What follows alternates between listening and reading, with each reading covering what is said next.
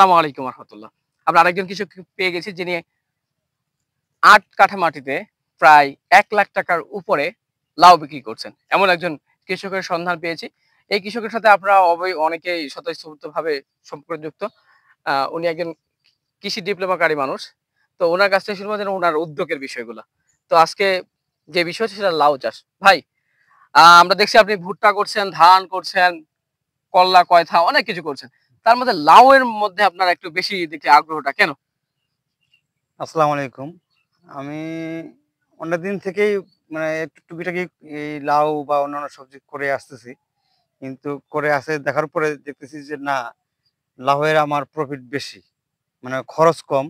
স্বল্প সময়ের মধ্যে মনে করেন আমি ফল পাচ্ছি।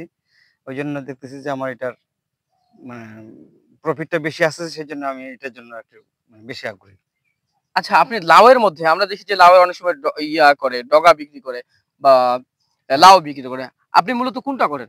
আমরা ২ টাই করি। আমরা মনে করেন যে লাউ হওয়ার আগ পর্যন্ত আমার মোটামুটি ফল আসে গেছে, আসতেছে আরকি।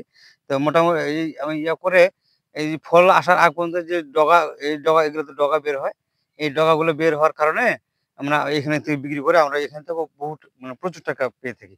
এখান থেকে বিক্রি করে আসলে এই লাউ ডগাটা যে আমরা বিক্রি করি, এটা একটা আপনার সবজি চাষের একটা শাকসবজির যে ঘাটতি, যে করেন যে ভিটামিনের যে অভাব, এই অভাবটা এই ইয়ে থেকে আমরা পেয়ে থাকি। পাবো। আচ্ছা, আপনার মানে এই ৮ কাঠাতে বা কত টাকা খরচ হইতে পারে আপনার? আমার এ যাবৎ মোটামুটি এই ৮ কাঠাতে আমার খরচ হয়েছে ধরেন ৬ থেকে ৭,০০০ টাকা। ৬ থেকে ৭,০০০। হ্যাঁ। আপনার বেনিফিট যদি আবহাওয়া ভালো থাকে তাহলে আশা করা যায় কত আসতে পারে আপনার? আমি আশা করছি ৮০ বা ১,০০,০০০ এর কাছাকাছি হয়তো পাবো আরকি। পাবো। হুম। আচ্ছা, যাই হোক ধন্যবাদ ভাইকে এর জন্য যে আসলে আমরা যদি উদ্যোক্তা হতে চাই তাহলে কিন্তু স্বল্প পরিসরেই যথেষ্ট। আপনাদের একটা চমৎকার তথ্য দিই যে লাউ যদি আপনি সকালে তুলেন, হ্যাঁ? তুলার পরে দেখবেন যে বিকালে লাউ বড় হয়ে গেছে। হ্যাঁ। কি একদিন ভাই? পর, পর আমরা লাউ তুলতে পারবো। লাউ লাউয়ের আমরা ক্ষেত্রে একদিন পর, পর আমরা তুলতে পারি।